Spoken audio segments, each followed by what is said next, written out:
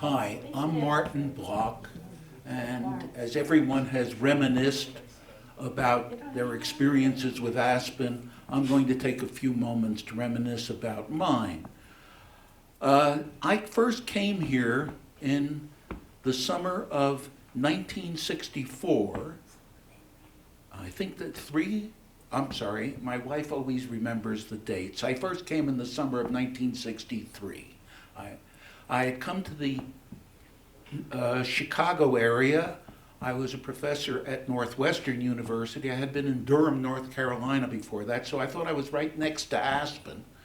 And when I got to Chicago, and my colleague Laurie Brown, who had been involved with the first year of the conference, suggested that I should go to Aspen. I knew nothing about it, except that my father was in the 10th Mountain Division and during the war, and both of us were skiers. Now that's a subject that hasn't been talked about at all here.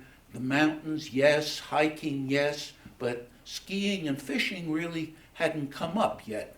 I represent both of these disciplines. In '63,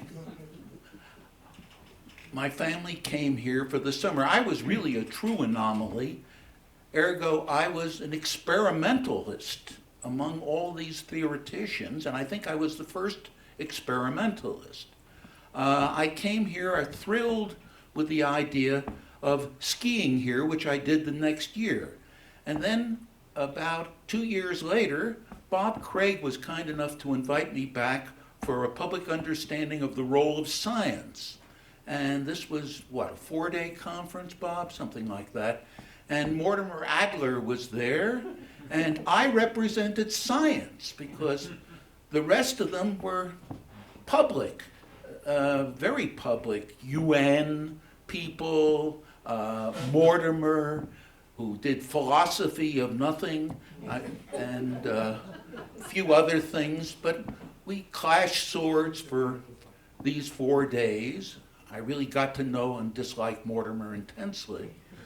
And given that, I decided to come back with my family, ski here as I mentioned, and in 1965 we bought a house. I think I was the first physicist other than George to have a house here. And of course I lost my housing allowance on the spot.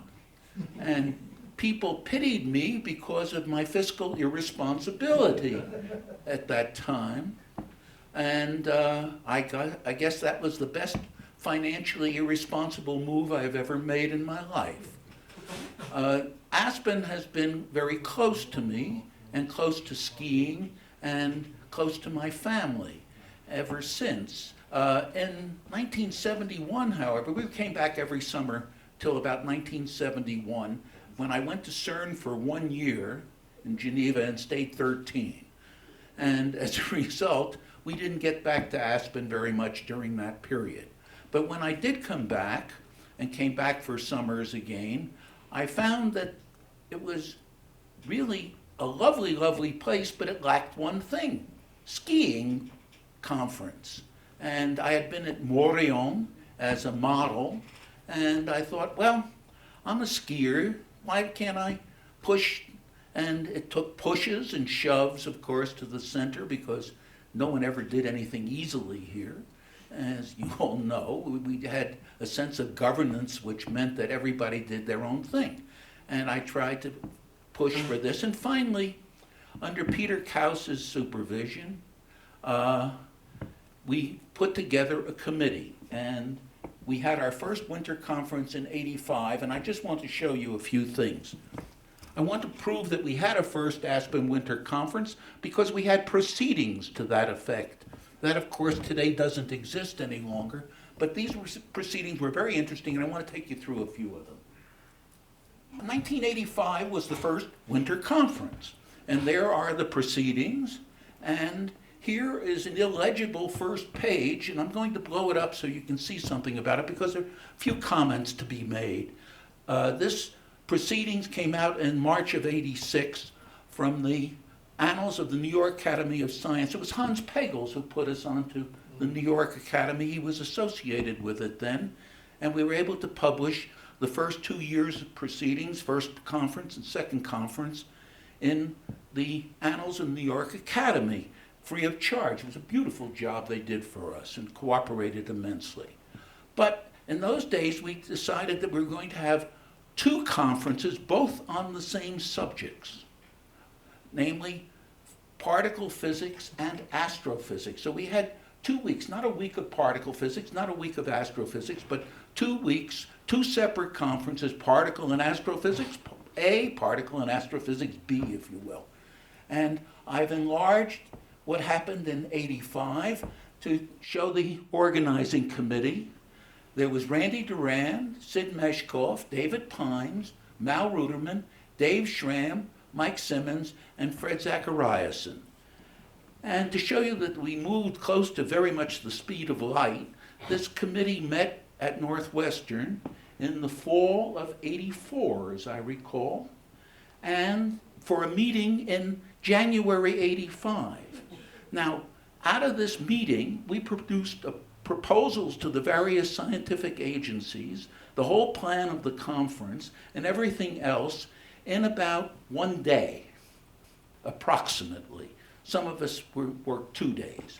The thing that I recall very fondly was Dave Schramm writing the proposal as we spoke, so that by the time the committee had decided, yes, this is what we want to do, we had a full proposal in front of us that went to NASA, it went to NSF, and it went to the DOE, and all 3 organizations supported us. We even got support from the Aspen Foundation in town, and we started a program of winter lectures, which has been carried on ever since. The first lecture was given by Jim Cronin, and if you look up to our advisory committee, and you'll see that Jim Cronin was in it, Joe Ballum, Cassidy, Dariula, Murph, Quigg, Helvig Schupper from CERN, Roy Schwitters, Frank Scully, and Paul Serding from DAISY. So we had a really illustrious organizing committee, advisory committee, and of course you've seen all of the players in the organizing committee. It's odd that these same names keep repeating themselves in everything here. And you can see that some of the people and some of the talks were really quite interesting. The W and Z had just come out then, so there was great excitement from CERN. The next page of talks, I don't want to go through them all, but they were really illustrious talks. Murray gave a magnificent talk on supergravity and superstrings. The SSC was being discussed, unfortunately, not discussed, but discussed. Next was the part 2, the second week, which was electroweak interactions. And again, enormous number of talks. I shan't go through them, but they were really superb things. I want to make one sort of comment, though, on the CP non-conservation talk by Paul Langacker, because in those days, unknown to modern physicists, we did discussions, and they were even recorded. And I want to talk for a moment about the discussions of the standard model that came out from CP non-conservation. Okay, very quickly. Peter Rosen, why are you working so hard to save the standard model? He didn't like it. Paul Langacker, I think that it's definitely worth exploring such alternatives to the standard model. However, given the theoretical certainties, it's simply not fair to say that the standard model is ruled out or even in serious trouble at the time. And then Syd Meshkov. I reminded him of what he said just the other night. If I take what Cronin has told me at face value, it looks like epsilon prime over epsilon can be 0. What are the simple consequences? Langacker, as far as I know, only the super weak model yields it exactly 0, et cetera, et cetera. I won't go into the details of the physics, but I just want to point out that some of the real physics was challenged and came up at Aspen. We had a marvelous time. I would like to also point out that I'm finished with that part of it. and just to make a couple of more very minor comments, but I'd like to do that seated. As I mentioned earlier, I was the first anomaly. The second one was when I met Steve's sister and got introduced to Mr. Berry, and I brought in a physical chemist because I needed company among all these theorists. He was also a fisherman, and that helped. The third point I would like to make is about some of the friendships that have been made from the Physics Center and how some of these things crazily come about. One year I'm in Geneva, and I get a letter from Sally Mensimer stating that a young physicist is coming to CERN for the summer. Could I help him out? I was then an expert at CERN, and I'd been there so many years, and we'd taken many, many different apartments. And it turned out to be Paul Fishbane, whom I had never met before, with his family, and that started another friendship. So all of these things are associated with Aspen, but haven't been explicitly referred to now, and I think it's a great place, even if I'm an experimentalist. Not anymore. What was. I'm Beate Block, also known as Beate, and I'm married to Marty. Wherever he goes, I tagged along. So this made me a partner in some of his adventures. I'm Maggie DeWolf, and my husband Nicholas was an engineer who started a company in Boston, and we came to Aspen in the early 70s, and I can't remember the first time we came over to the Aspen Center for Physics. But Nick was always interested in physics, and somehow or other we were introduced to Heinz Pagels and Elaine, and we got to know them. And then when the Blocks moved back, what year was that? 83. 83. We got to know them, and somehow or other we became a part of the Aspen Center for Physics, even though it was Nick was an engineer, and we got involved. Very. Okay, how about you, Sid? Okay. I'm Syd Meshkov.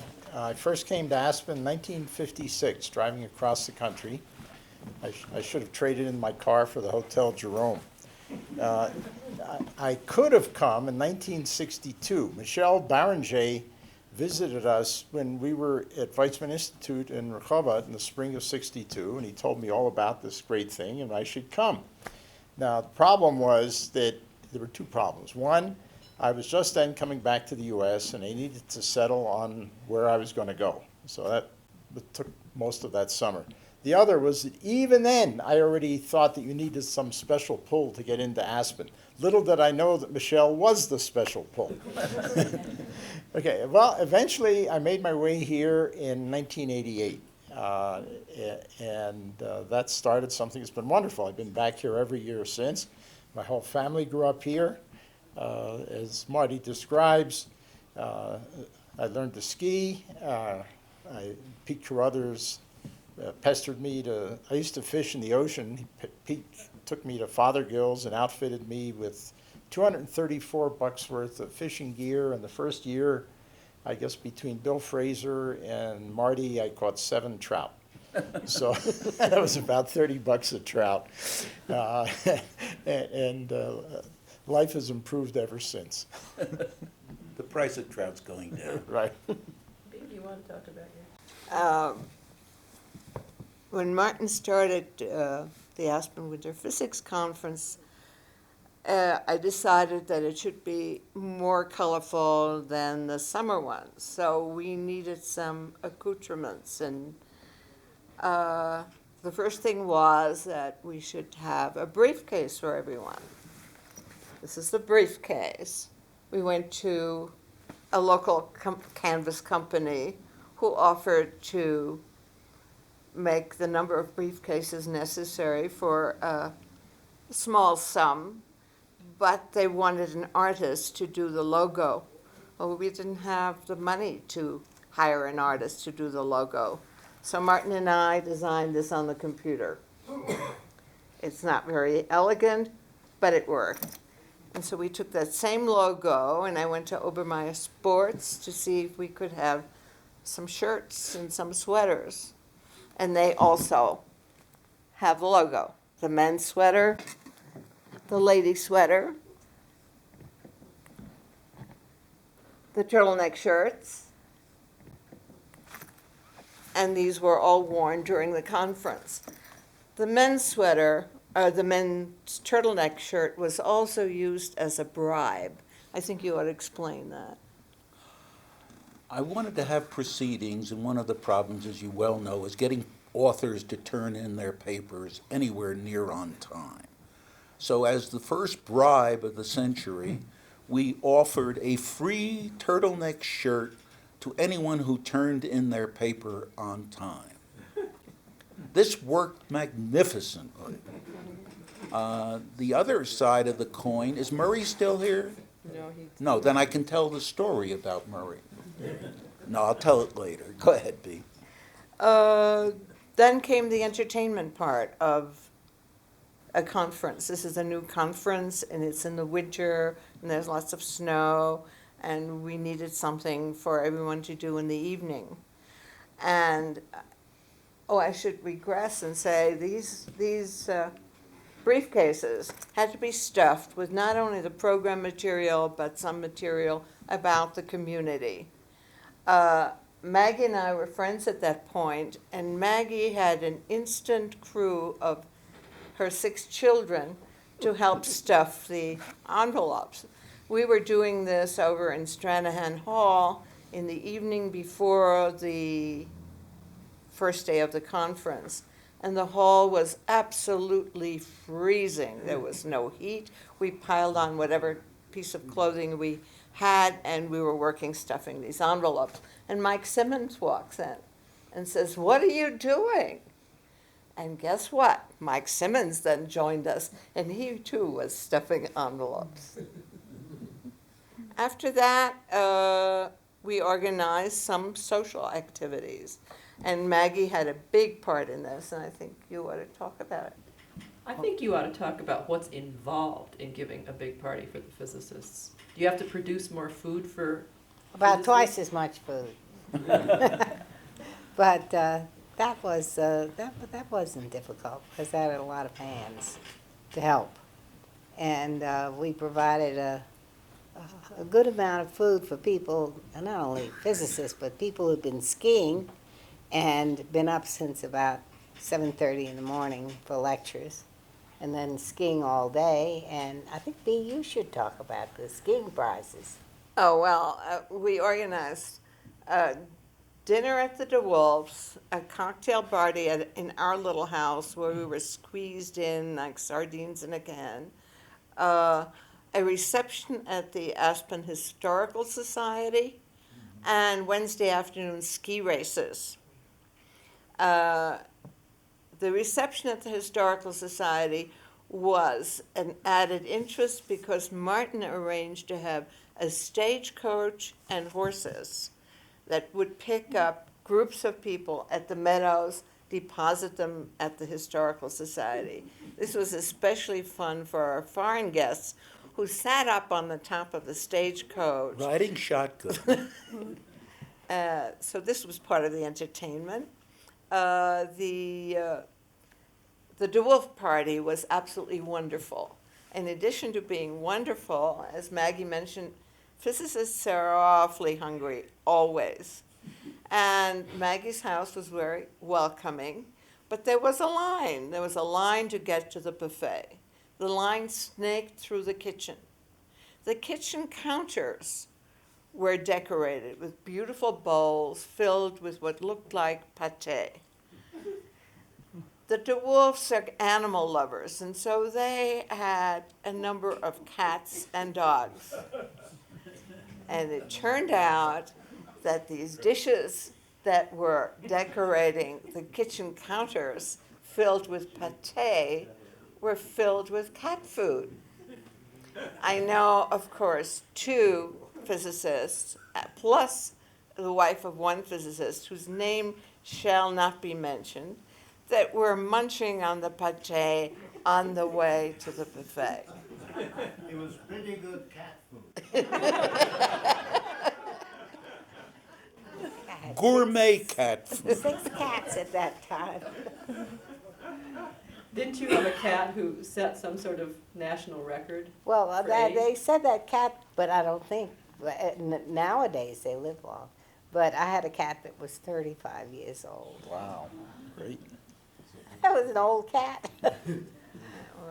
So Maggie, could you also tell us, I know that you organized the lectures, the public lectures during the winter Well, conference. What was entailed in that? Marty, when we were stuffing these sort of things, items for each physicist to have, Marty said, now, we need to have a public lecture so that we can let people know what's going on here. And he was absolutely right. But he pointed to me and he said, and you will do those. So I thought, and where would I do them? And at that time, Bob Murray was the director at the Wheeler Opera, and he was very open to almost anything, and physics lectures was something he'd never encountered before. But he said, okay, you can have the Wheeler Opera House, but you're going to have to get people to come and come to a physics lecture. That first year, I think we had, Marty, do you remember how many? I think we had 2 lectures from each No, it was one Week. lecture each week. week. On a But I think Wednesday there were night. just 2 weeks. There were 2 weeks. right, The the first first week time. was Jim Cronin, and And I think Jim Cronin did talk the first Yeah. week. right. And I don't remember who talked the second week. It may have been Leon It could have been Leon. Lederman.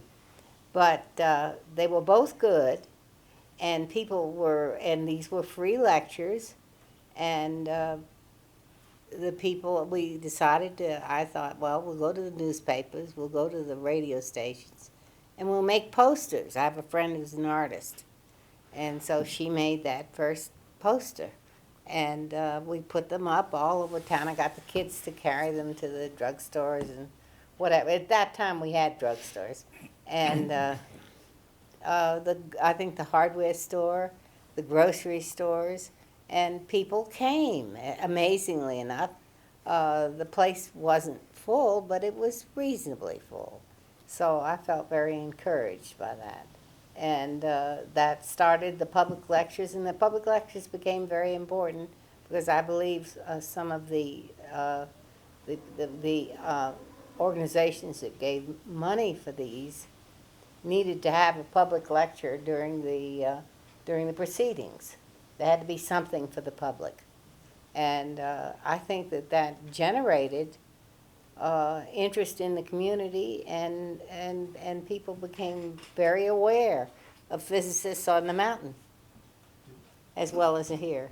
And I think it turned out to be very successful.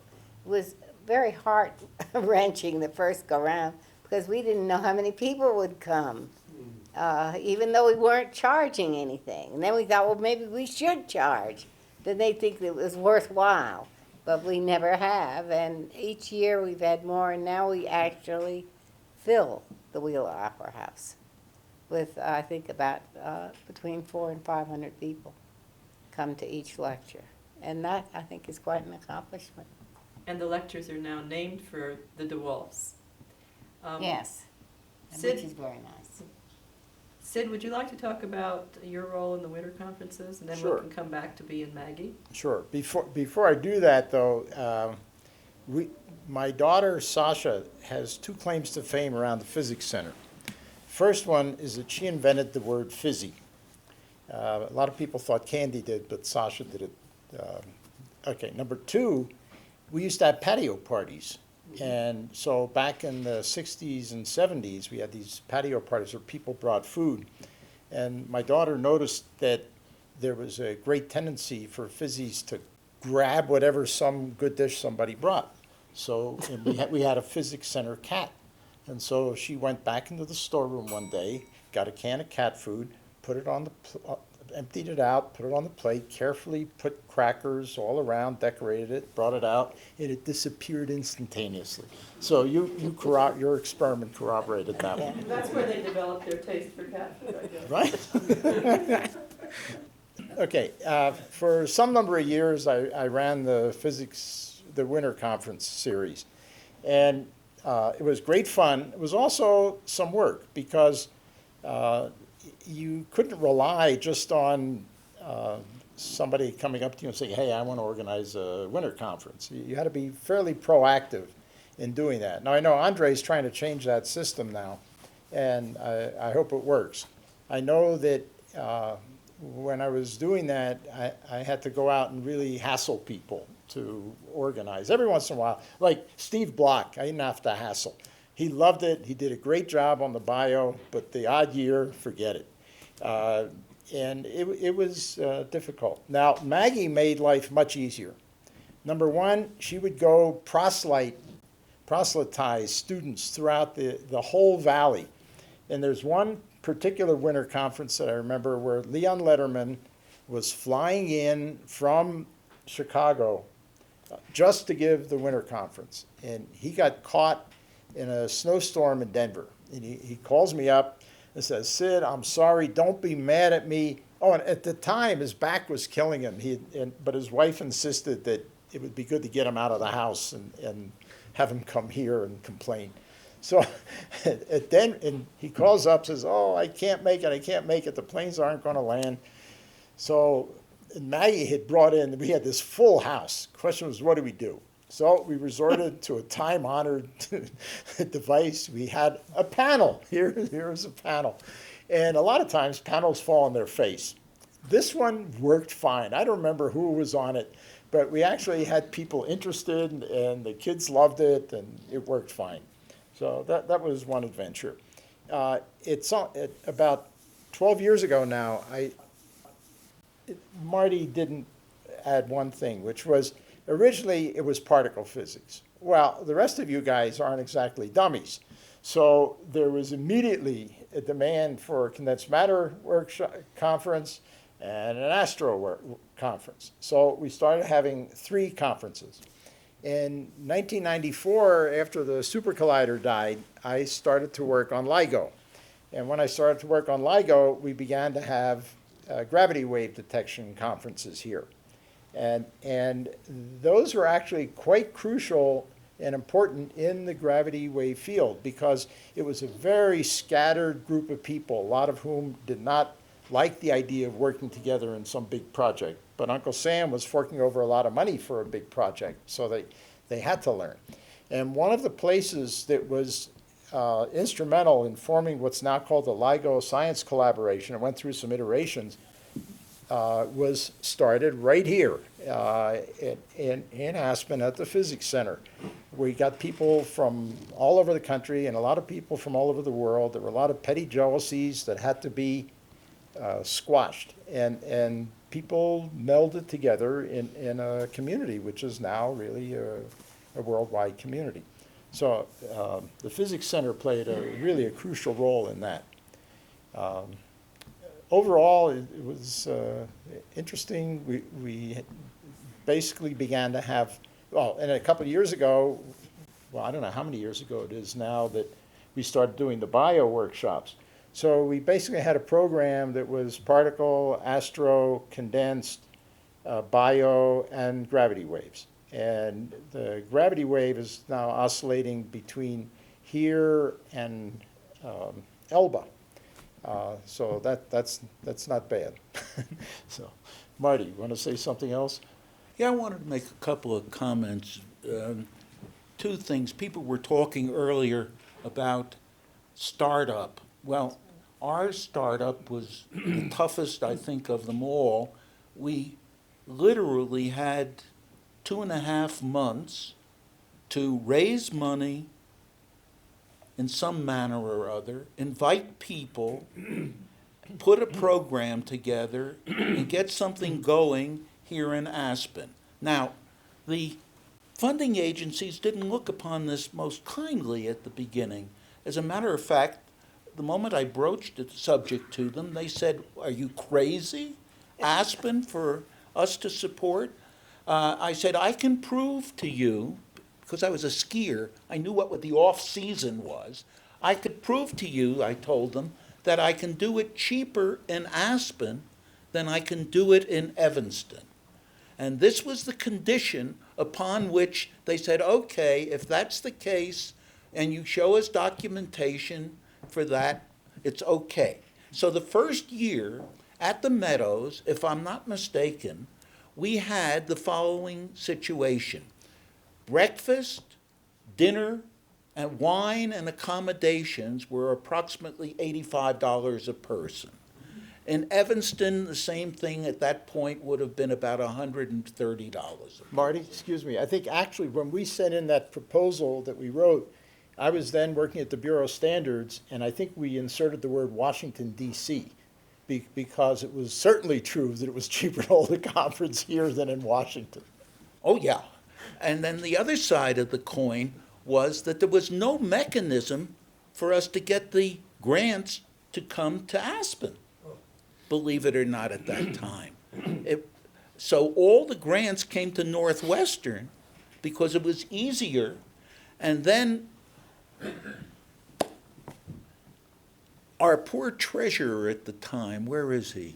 John, had to somehow or other meld this Northwestern grant into the Aspen money in some manner or other. We just juggled the books. We had great trust in each other, so it wasn't a real problem. Turn off the recording about now. The juggling Pay of the attention, books. pay attention. No, we didn't cook the books. We transferred funds in an honorable fashion from Northwestern to the center, but we had to do this informally because the grants didn't come to the center, but rather came to the Aspen Winter Physics Conference held by Northwestern at the Center for Physics. And thank God, thereafter, it became an easy thing because the center literally took it over. So it was quite a struggle the first couple of years. Then Randy took it over, then Syd, and I guess it's in our genes because my son runs a damn good biophysics conference in the traditional manner with ski races and the like, and that's the end of it. I think we ought to talk about the ski races. The ski races were scheduled on Wednesday afternoons, and everyone was asked to participate. Beginners, those that never had skis on their feet My in their first lives. year on skis, and Marty insisted that I go down that slalom course. And Talistrip and I finished last. Now, Talistrip actually was last because he got a trophy for being last. Ah, And there were first 3 trophies, first, second, and third prize, and last prize. And we had cheerleaders. All the kids came out and they made pom-poms out of newspapers. They cheered us on. And then another kid came with a ski pole and a mitten on it and pretended it was a microphone. And we had interviews. And in the evening, we had the award ceremony. But we also had accidents. And we had one dramatic accident where an astrophysicist fell off the chairlift. My roommate. And it was really quite worrisome. Ever since he's been reluctant to talk about the Big Bang. That's an inside joke. He was my roommate at the Meadows. And I came down out of Highlands, and I see Dave Schramm. And Dave says, Syd, Gary's in the hospital, but when the Blocks took him there, but when he comes out, you got to keep him up all night because you can't let him go to sleep. He's got a concussion. So I think it's somewhere How around, did you tell the difference? he couldn't. I think around 2 a.m. I finally let him go to sleep. It was all right. But there were also knee injuries, and as a matter of fact, there were 3 knee injuries. And we had 1 medal. It was a shiny medal on a ribbon, and it was to be awarded to someone. And Martin decided we would call it the Medal of the Wounded Knee, and it would be awarded to one of the three that were injured. But how do you choose which of the three would be awarded the medal? The medal was only on loan. It was supposed to be returned and used again the next year for injuries. And we decided that the one that was deserving of it was with the highest hospital bill. And so that's how the decision was made on awarding the Medal of the Wounded Knee. There were lots of other things. Do you want to talk about? I'm trying to think. Well, there was a time when Syd was this lifesaver for the public lectures because the Wheeler Opera House had a new director. And the new director didn't think much of physics lectures in the Wheeler Opera. She didn't think they would bring in any money or people or anything. And so I invited her over, and Syd was there, and he gave her a free T-shirt. And he absolutely charmed her, and we had the physics lectures in the Opera House. But it was nip and tuck. Well, also, there was not wholesale support within the Physics Center for the winter conference. I think there were some of us that really wanted it to succeed. And so we fought through it, kept up a tough front, made sure we had good conferences with good speakers, and eventually I think we won over most of there was one. I was going to ask, is there anybody in the audience who'd like to comment? Would you come up to the microphone? It would be really nice. So I was one of the doubters, and what I have to say is that the classy way in which, and the high quality in which this team put on the winter conferences won me over, and I think the other doubters over. And Marty, of course, used some tricks. So I think some of you may have seen in the table of contents there, I was one of the invited speakers for the first year. And also, I don't think they properly conveyed the class of this meeting. So the horses, and didn't you send out telegrams to the invited speakers to, you really did this European style. And I think that, so I would like to go on record saying that I might have been wrong. But it was my idea. And,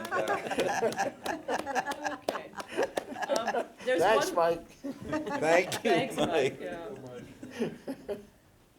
There's one Any other- more mea culpas?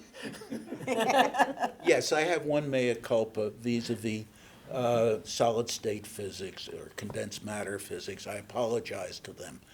The whole situation was so fragile the first 2 years of the winter conference. Support, whether it was a real thing, how were we being looked at by the rest of the world, that when LAU came to me the summer after the second conference and said, Marty, I want to have a condensed matter meeting, I said, not over my dead body, that we're very, very fragile. We don't want to have a problem coming up with this.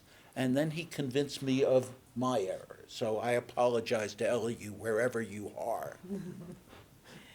There's one more topic that I'd like to close out this day with, and that is Maggie and Bea and the cookbook that they cooked up and how they did it. So could you give us a little brief history of your cookbook? There's the cookbook. Do you want to start?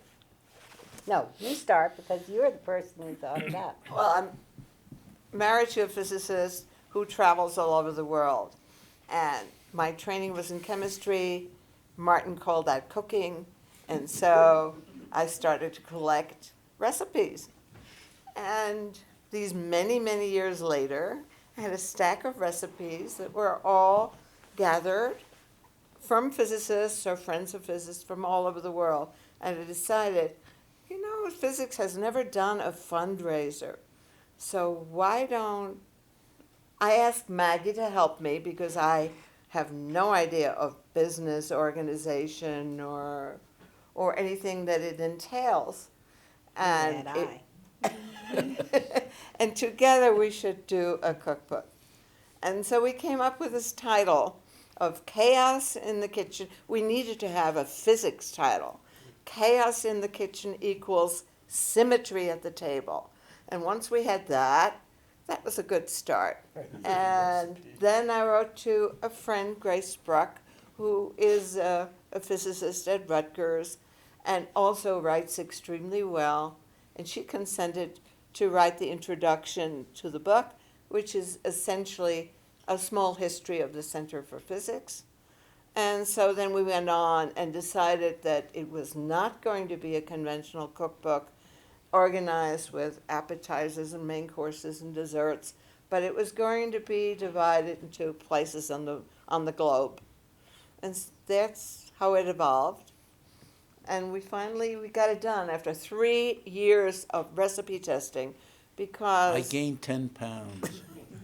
you can't put a recipe in a book without testing it. And Marty tasted everything except the fish. Maggie got these 2 wonderful illustrators. Talk about those. Well, Diane Voigt is a friend of mine, and she had helped me by making a poster. She and her husband have a greeting card company that features mostly Indian drawings and paintings. But she's an artist, so she'd help me with the posters for the winter lectures. So she had a friend, an Indian friend, who also, so the drawings are Diane's and her Indian friends as well. And they worked out very well. And she said, I'll help you.